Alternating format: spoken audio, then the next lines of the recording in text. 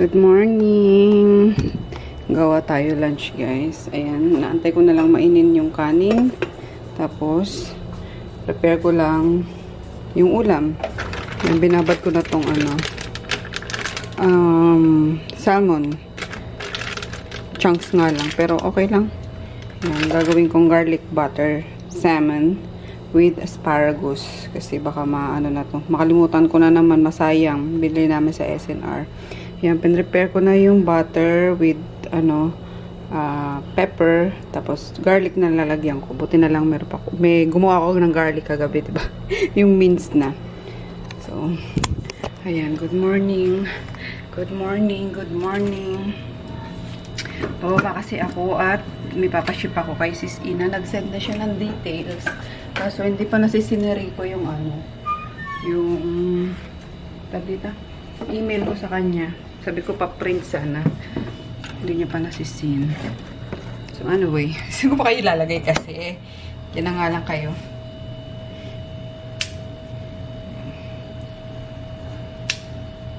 Ang sarap ng asparagus. Kaso, ang baho sa ihi, no? Alam niyo ba yun?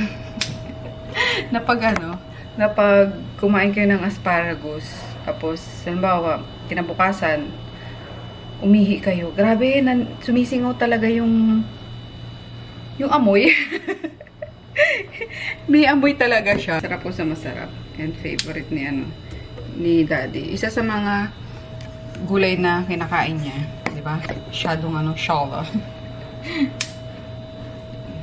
Natanggal ko lang yung mga matitigas. Ito pwede pa to sa doggies eh. Kasi isasama ko lang to sa salmon.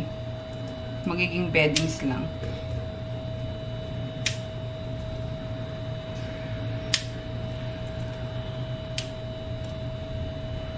Ang dami nga pala ng asparagus.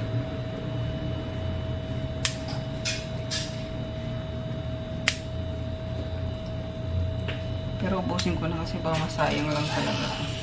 Mapag nagtira pa ako eh. Malimutan na mabulok. At least to, kahit may matira, luto na. Initin na lang.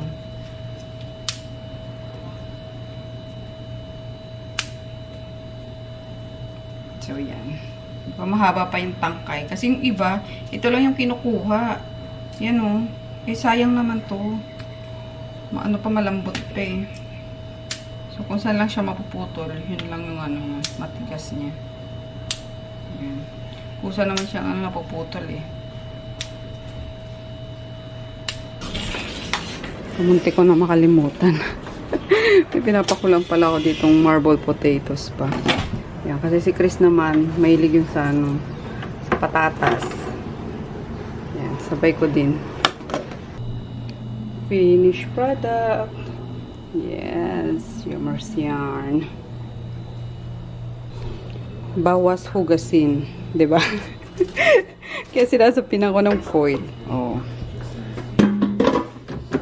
Easy peasy. Hindi ko nalagyan ng lemon pala. Squeeze na lang ni Tari. Tapos ito na yung marble potatoes with sausage. Kain tayo. Gumawa ko ng salad. Yung alfalfa lang tsaka hindi ko alam kung anong greens yan. Then cherry tomatoes and ayan nga. Let's eat. Meron pa palang chicken joy. Absolutely no idea. Itulog mo na yan, Daddy.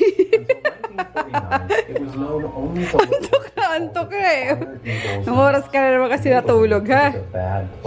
And avoided it at all costs, citing tales of circumstances. Hoy, ano mga hate post mo? Uy, andito si Poknit! So, kaaway mo, bakit may lagi kang hate post sa Ano tawag doon, man? Ano? Nagtitrip lang sa Facebook. Sus! Oo, andito na lahat. Atching ka na naman ang atching niya mamaya. Bababa pa lang ako eh. Bye, Daddy. After his expedition, Hey! Kakain lang eh. probably been formed Bye. by a piece of space rock that sliced off the famous Tunguska meat. Oh, share lang share with Ash. Gustuhan nila. Oh, tama na si Ash naman. Adoy! Share! Ash naman, Ash. Oh. Ang daya ni Percy, uy! O, teka lang, inasab na, oh. Ay, bad. Teka lang. Oh, tinan mo talaga tong ugali ni itong Percy boy natin. Sarap, no? Ano ba to? Xiao. Xiao. Teka. Tinan mo talaga. Oh, ay, bad. Share. Oh, si Ash naman muna.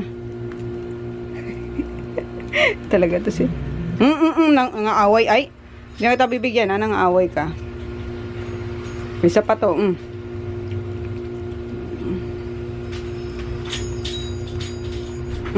Nak na. Ayan na. Oh, ala, lagot.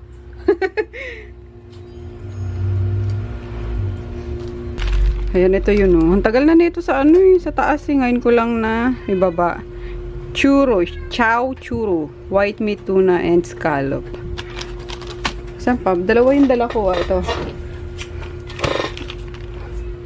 Whiskas. Tuna, kasi mamaya na. Wala na! Wala na! No more na!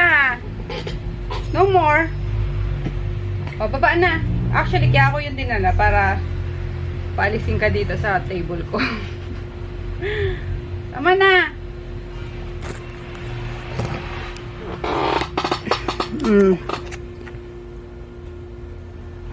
Charap. Alis ka na dyan. Mag-edit tayo. Dali. Alis na, Percy.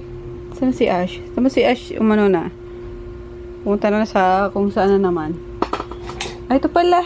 Ito pala si Ashi. Ayun pala si Ash. Ano? Thank you po. Ayan, kakakuha lang yung ni Sis Ina. Box. Katawa si tatay. Nag-aantay dyan nung siya kasi nag-deliver ng mga restock ko. Ayan, and buti na lang. Meron ako dyan guys yung tawag dito? Yung bendo sa coffee. So, ganyan kapag umulan or malamig, in-offer ko sa mga rider na nagdi-deliver or nagpi-pick up dito. Yan, 5 piso lang naman So, yan. Yan lang. Simpleng pa-coffee lang natin sa mga rider. Excuse me naman. Dalawang to laging nasa upuan ko. Yan, may mga inantay pa akong restock ng ating mga paninda. Kain tayo guys. Order lang kami ng chiksilog, tapsilog kay daddy doon sa bagong bukas na sa Don Carlos. Nag-PM siya sa akin. Sabi, te, ba gusto niyo i-try yung namin, parang tapsilugan, ganun. Okay, try ko, support. Yan, nag-order ako ng bok choy. Tapos ayun nga, si Chris tulog na so kami na lang daddy. Meron pa naman ulam dito. Meron pa ng chicken joy. Chicken joy pa rin siya. Brunch time. Yan, nagluto lang ako ng prem. Tapos, yung tirang kanin, sinangag ko. Then, yung tirang gulay din, niluto ko. Sardinas. Natira din yung sardinas. So, lahat yan tira. Kain tayo. Kayo pala. Coffee lang ako. Pababa na sana ako. Tapos nakaramdam na ako ng gutom. Buti may kanin pa ako. Yung agay rice. Tsaka ito niluto kong sardinas sa pechay. Kain tayo.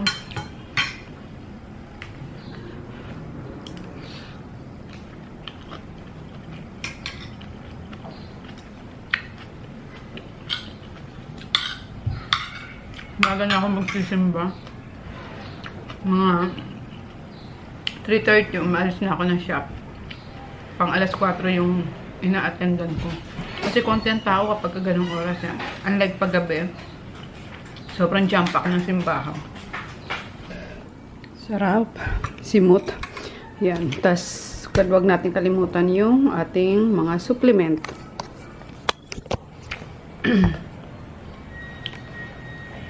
Kasi nung mag-SNR kami ni Daddy, bumili kami ng mga supplement. Ayan, yung para cholesterol off. Yan, dalawa kami nagtitake nito. Tapos, vitamin E. Kasi, yung vitamin E na tinda ko, kinuha ng FDA. Kasi, hindi daw regulated yun or, bawal daw ibenta yun dito sa Pinas. I don't know guys ha, yung Kirkland, ewan ko, kinuha nila. So, buti na lang konti na lang ata yung stocks ko nun. At nanghihinaya nga si Rico kasi, tinitake din yun ni Rico eh. So, ayan. Hindi kami nakakuha pang gamit. So, bumili na lang kami. Ayan, sa SNR, vitamin E din. So, yun. And then, yung Shiroy, na sabi ko, current na ginagamit kong gluta ngayon. Ayan. Meron ako nito isa sa kwarto, tapos isa dito sa halabas. Colors. Kalokang FDA na to. Ayan. Tapos, ano pa ba yung nakuha sa akin? Yung kulay blue na Thailand product. Parang frozen collagen ata yun. Kasi hindi daw FDA approved. Kineme. Pero naglalabas naman yung mga importer no na FDA approved siya. May mga papers din naman na pinakita. Pero kinuha pa rin ng ng FDA. So, hindi na ako nakipagtalo. So, okay. Pero anyway, at least nakita naman nila yung mga tinitinda ko. So, yan. Kulang lang tayo. Sabay-sabay na yan.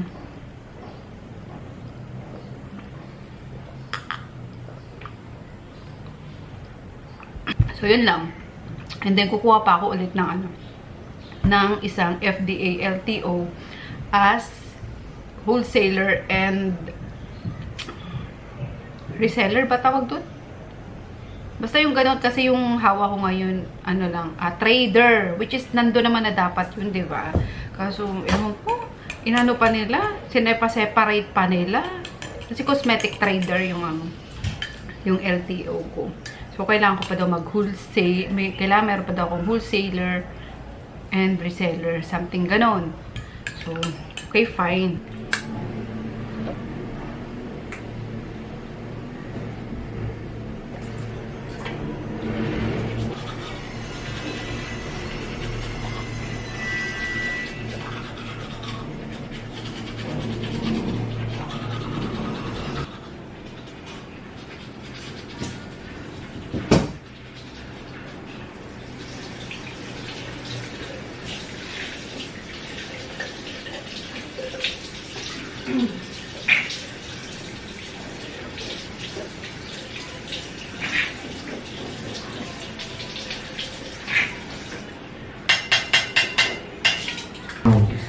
Dito na ako sa taas. Yan, simba na ako sa Baclaran.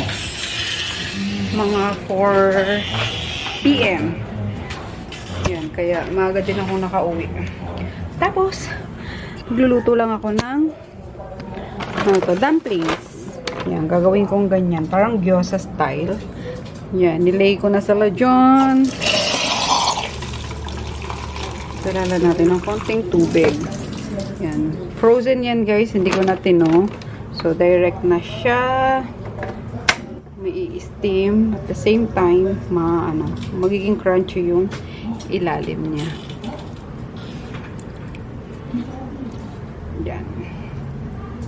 Sayang walang to. Walang cover. Pero, ox na yan. Hanapan natin ng paraan. Pwede pang cover doon. Na lang kaya. Ha? Yan. Nagawa ng paraan yung cover. Tapos, mag-ano din ako ng tuyo. I have tuyo here. Ala. Crystallize na yung niya. Baho. Kung nakaamoy nyo lang, grabe. Parang nabubulok na ewan na yung pagkabaho niya. Pero, sana pwede pa.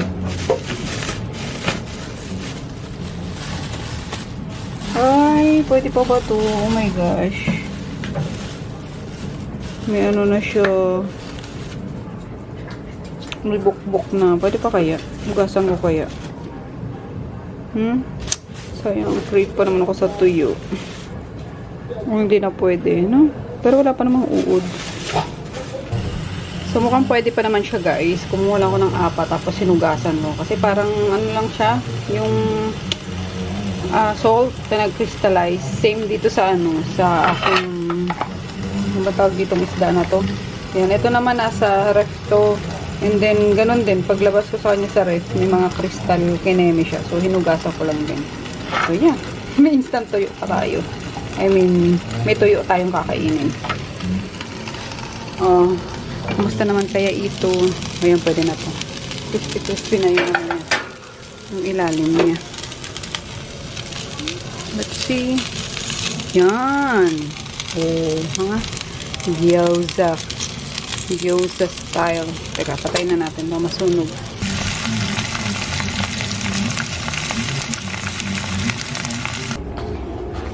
Yan, ininit ko lang sa pan yung itong broccoli. Salmon. Baked salmon. Si bawal sa micro. Yan. Tapos yung hindi ko kinene na munggo. Siyempre, pag munggo kasi, kailangan may partner tayong isda. Kaya, yun. Ano na lang. Tuyo. Let's see it. Si Chris kakain lang din nun kila nene. Doon nakikain ng munggo. Time check. It's 11:45. Yan. Almost 11:45. Tapos, ano na ang gawa nyo dyan? Napainom niya si Maggie. So, ayun nga. Pinalabas ko kasi kay Daddy yung yung muffin from SNR. Kasi sabi ko, baka masira na yun. Since magwa 1 week na siya. Yung buy one, take one. Yan, may 3 pang natira. Kaya sabi ko, kainin namin. And then, alam niyo na, masarap yun with tea. Yan. Buti na lang na itabi ni Auntie yung mga binili ko noon na mga tea bag. Yan. Meron din ganito akong binili. Kaso baka maglabasan. Silicone siya. Kaya, naglagay na lang ako. Paabot nga nun dati. Nandun na pala. Wala lang. Naisipan ko lang bigla mag-vlog kasi. So, nilagyan ko na siya dito. Yan. Then, ito. Yung peppermint. Kasi masarap yan. Ito pala is chamomile. Para mas yung tulog natin later. Kunin mo na yung mainit. Okay na yun.